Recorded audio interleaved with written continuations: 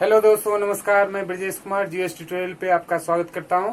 तो आइए हम लोग अपने मैपिंग सीरीज को कंटिन्यू करते हुए आज इंडिया के फिजिकल मैप के बारे में कुछ जानते हैं। जैसा कि कल के वीडियो में हमने मैप के थोड़ा बेसिक्स और वर्ल्ड मैप का को देखा था, तो उसे फिर नेक्स्ट वीक पे कंटिन्यू करेंगे। जैसा कि ये वीकेंड बैच है, तो इसमें आज इंडिया के कुछ फिजिकल फीचर्स के बारे में जान लेते हैं कि इंडिया के फिजिकल फीचर क्या क्या हैं।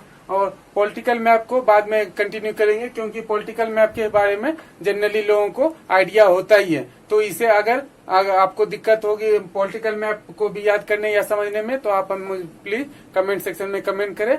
हम फिर पॉलिटिकल मैप पे भी एक वीडियो बना देंगे। अभी फिलहाल हम लोग इंडिया के फिजिकल फीचर्स के बारे में देखते हैं। इंडिया के फिजिकल फीचर्स, जैसा कि आपको पता होगा, टोटल इंडिया के फिजिकल फीचर को 6 कैटेगरीज में डिवाइड किया गया। तो फर्स्ट अगर आप लोग या तो नोट डाउन करते जाइए या 11th की एनसीईआरटी बुक मैं दिखा दे रहा हूँ। कौन सी? ये 11th की इंडिया फिजिकल इन्वायरमेंट, ये 11th की बुक आप अपने साथ रख सकते हैं। या और एक एटलस या ब्लैक सोन पब्लिकेशन या ये स्टडी टूडे पब्लिकेशन की आती है, इसे आप देख सकते हैं। ये आपको बहुत काम में आएगा। तो उसके बाद फर्स्ट हम लोग देखते हैं। मैं मैप में आपको बताता चलूंगा और आप उसे समझते चलिए। तो फर्स्ट जो है इंडिया का फर्स्ट फिजिकल फीचर, ये नॉर्दर्न हिमालय या northern and north eastern mountains. तो ये अपना फर्स्ट फीचर हो गया, नॉर्दर्न हिमालय या नॉर्दर्न माउंटेन्स। ठीक है, क्लियर है सर। फिर उसके बारे में आगे फिर उसके फर्दर जो सब क्लासिफिकेशन किया गया है वो हम लोग देखेंगे। तो पहले उसके बाद सेकेंड अपना नॉर्थ बिहार, यूपी, उत्तराखंड और ये भी जितने स्टेट है नॉर्थ इंडिया के, एमपी, तो यहाँ पे northern plain, MP northern plain. ठीक है। थर्ड ये पेनिनसुलर इंडिया, पेनिनसुला के बारे में आप जानते हैं, ये भी मध्य प्रदेश, महाराष्ट्र, कर्नाटका, तेलंगाना और इस तरह करके यहाँ तमिलनाडु, यहाँ तक पेनिनसुला है। फिर थर्ड हो गया।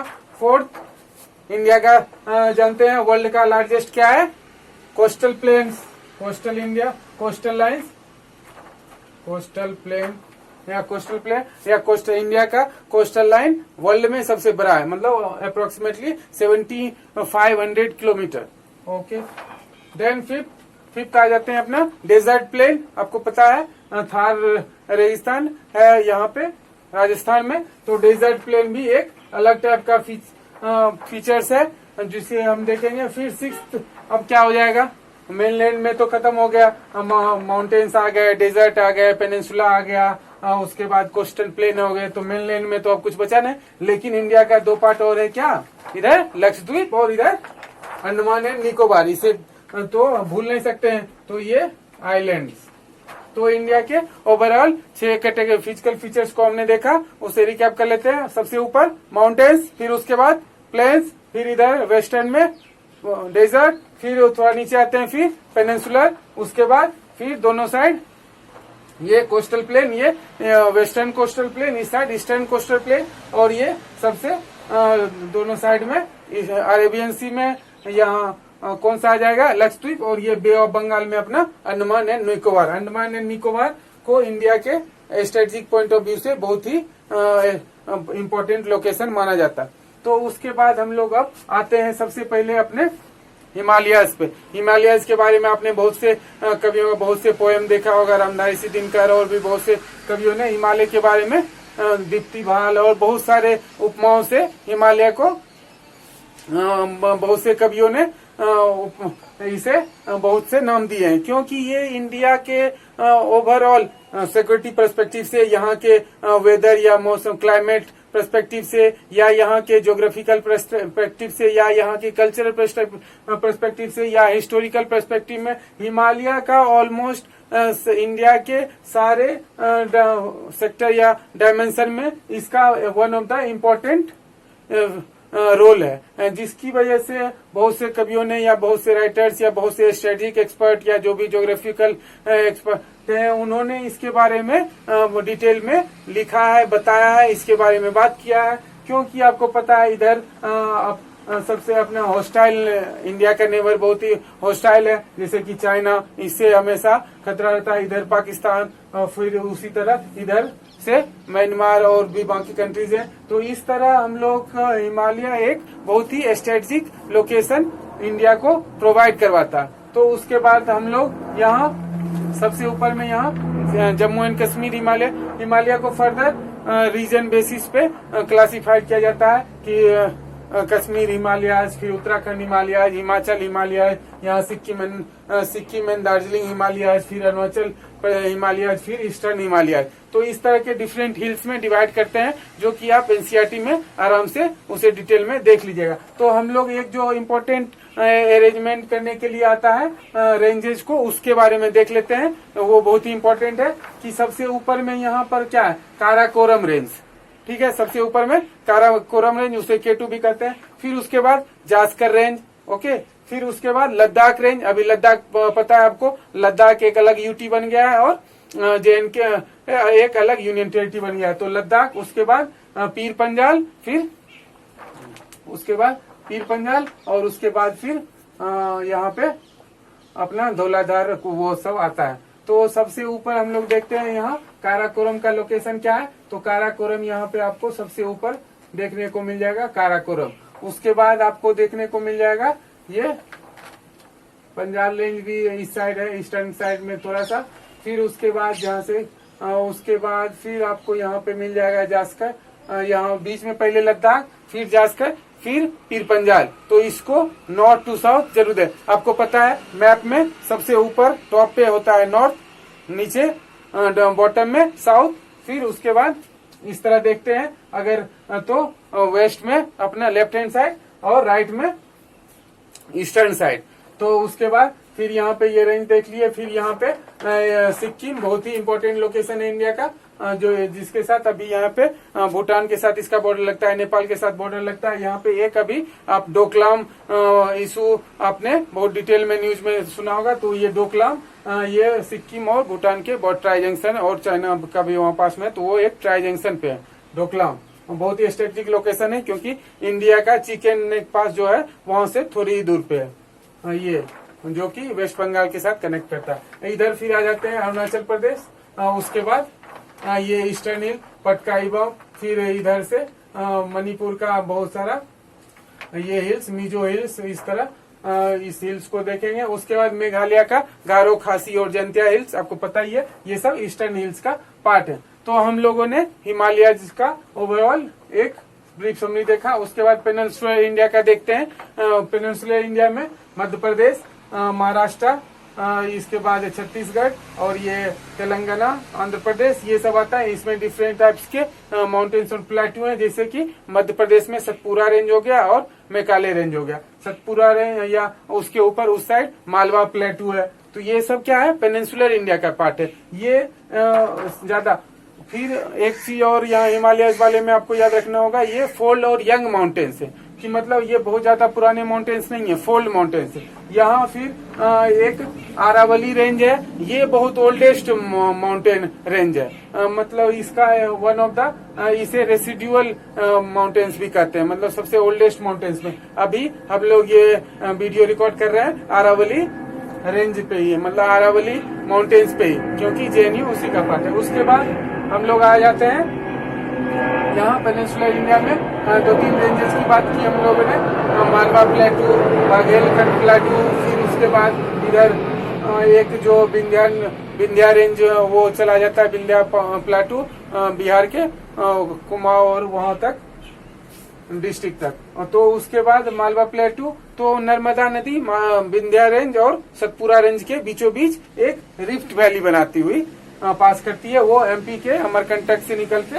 अरेबियन सी गुजरात होते हुए अरेबियन सी में वो गिरती है। फिर यहीं पर एक मैकाल रेंज है, महादेव हिल्स, वहां से ताप्ती नदी निकलती है, जो कि आगे गुजरात होते हुए वो भी अरेबियन सी में मिल जाती है। तो ये सब वेस्टर्न फ्लोइंग कंट्री है। नर्मदा और Tapti one of the important western countries है। हिमालय के बारे में ये भी कहा जाता है वो नॉर्दर्न इंडिया का एक तरह से वाटर टैंक भी है, उसे एक इन लेमैन लैंग्वेज में कह सकते हैं, क्योंकि यहाँ जो भी इम्पोर्टेंट ग्लेशियर्स हैं वो उसी से जितनी भी रिवर्स हैं, होली रिवर या जितने भी इम्पोर्टेंट रिवर्स गंगा, यमुना, उसके बाद जितने भी सतलज, झेलम, जितने भी रिवर्स है नॉर्दर्न इंडिया के, सब ऑलमोस्ट कहाँ से निकलते हैं? हिमालय से। तो इस तरह हमने तो हिमालय के बारे में पहले डिस्कस कर लिया था, लेकिन रिवर्स के बारे में हम लोग डिस्कस करना भूल गए थे, वो आप अभी मैंने बता दिया और बाकी आप बुक से देख सकते हैं। तो इस तरह हमने बात की हिमालय के बारे में, और उसके बाद बात की यहाँ प्लेटू और ये पेनिनसुलर इंडिया के डिफरेंट माउंटेन्स रेंजेज और प्लेटू और कुछ इंपॉर्टेंट रिवर्स के बारे में। अब डेजर्ट प्लेन को देखते हैं। डेजर्ट प्लेन में है थार ग्रेट इंडियन डेजर्ट्स, ठीक है, ग्रेट इंडियन डेजर्ट, इसे थार मरुस्थल भी कहते हैं। ये एक मरुस्थली के नाम से भी जाना जाता है। ये राजस्थान जो कि one of the largest state है, सबसे एरिया में सबसे लार्जेस्ट स्टेट राजस्थान ही है। तो इसका मोर देन 60% जो एरिया है वो क्या है? रेगिस्तान, मतलब मरुस्थल, डेजर्ट है, डेजर्ट प्लेन। तो यहाँ पे ज्यादा, तो इस तरह वहाँ पे बहुत गर्मी और पड़ती है। तो जैसलमेर और ये पाकिस्तान से लगता हुआ पूरा बॉर्डर है, वहीं पे उसके आसपास रेगिस्तान के। तो उसके बाद ये यहाँ रन ऑफ कच्छ तक मरुस्थल का विस्तार है। तो यहाँ फिर हम लोग गल्फ ऑफ कच्छ ये सब देखेंगे, ये अरावली। तो उसके बाद हमने डेजर्ट प्लेन देख लिया। उसके बाद आते हैं नॉर्दर्न प्लेन। नॉर्दर्न प्लेन के बारे में आप जानते ही होंगे। यहाँ डिफरेंट टाइप्स के सॉइल पाए जाते हैं, जिसको कि हम लोग जब सॉइल वाले चैप्टर को करेंगे तो उस टाइम देखेंगे कि किस तरह वहाँ एलुवियल सॉइल भी, फिर दो टाइप के खादर और बांगर, इस तरह करके उसको हम लोग सॉइल के बारे में वहाँ डिटेल में पढ़ेंगे। Northern plain one of the most, world का one of the most fertile land माना जाता है इंडिया के नॉर्दर्न प्लेन को। यहाँ आसानी से डिफरेंट टाइप से खरीफ और रबी क्रॉप्स यहाँ प्रोड्यूस किए जाते हैं। तो इस तरह नॉर्दर्न प्लेन के बारे में आप लोग यहाँ पंजाब हरियाणा से लेके यहाँ फिर UP, western UP, eastern UP, Bihar, West Bengal, ये सब नॉर्दर्न प्लेन के पार्ट हैं।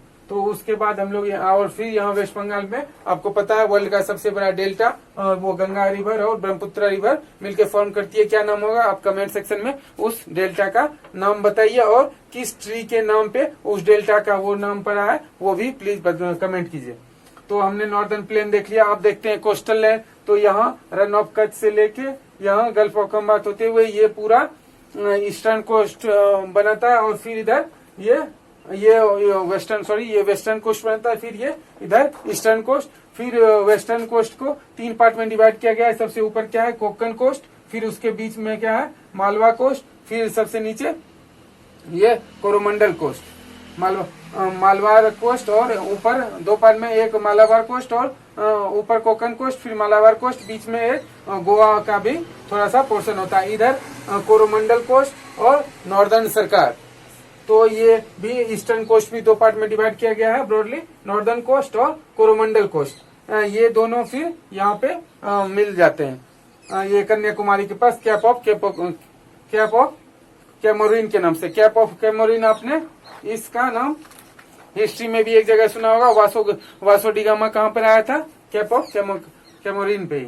तो उसके बारे में हम लोग हिस्ट्री वाले सेक्शन में देखेंगे। तो आप इस तरह देख सकते हैं सारे सब्जेक्ट एक दूसरे से कितने कोरिलेट करते हैं, और मैप आप एक बार विजुअलाइज कर लीजिएगा तो बाकी सब्जेक्ट्स को भी समझने में कितनी आसानी होगी।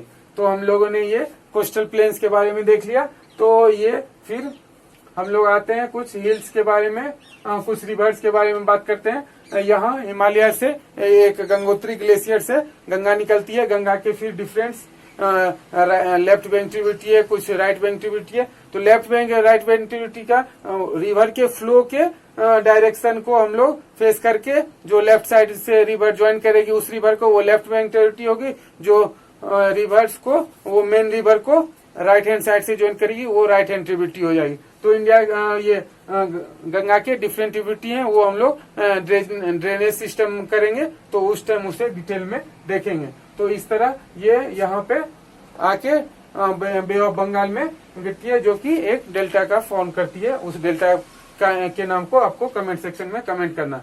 तो और यहाँ बीचों बीच एक ग्रीनविच मीन टाइम जो एक स्टैंडर्ड टाइम होता है इंडिया का 18.5 डिग्री, मतलब 82.5 डिग्री एक जो पास करती है इलाहाबाद से होके मिर्जापुर, एक बनारस के पास का एक लोकेशन है, और इलाहाबाद प्रयागराज से होते हुए वो बीचों पास करती है।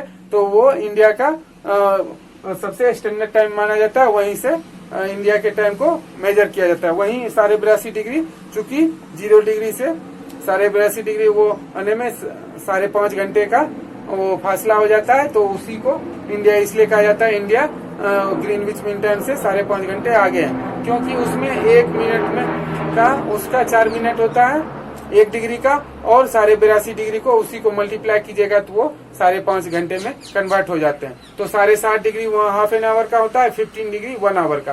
तो इस तरह 82.5 डिग्री आप डिवाइड कीजिएगा तो वो 5.5 घंटे में आएगा। तो हमने जान लिया इंडिया के फिजिकल फीचर्स के बारे में, उसको किस तरह क्लासिफाई किया गया था 6 पार्ट में।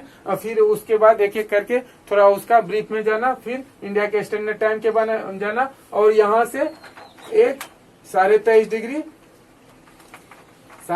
डिग्री इंडिया के ये ट्रॉपिक ऑफ कैंसर पास करती है। ये इंडिया के टोटल 9 स्टेट से पास करती है। हम लोग देख लेते हैं कौन कौन सा स्टेट है। मिजोरम, फिर त्रिपुरा, फिर उसके बाद यहाँ वेस्ट बंगाल, फिर उसके बाद छत्तीसगढ़, झारखंड, फिर उसके बाद मध्य प्रदेश, फिर गुजरात और राजस्थान। तो total 9 state Tropic of Cancer से इंडिया के पास करते हैं, इसलिए इंडिया को ट्रॉपिकल कंट्रीज के नाम से भी जाना जाता है। तो हम लोग अब नेक्स्ट वीडियो में इंडिया के फॉरेस्ट और डिफरेंट बायोडाइवर्सिटी पार्क और नेशनल पार्क, इन सब चीज के बारे में भी डिस्कस करेंगे। तो तब तक के लिए अगर आपने चैनल को सब्सक्राइब नहीं किया है तो प्लीज इसे सब्सक्राइब करें और ज्यादा से ज्यादा शेयर करें। Thank you so much.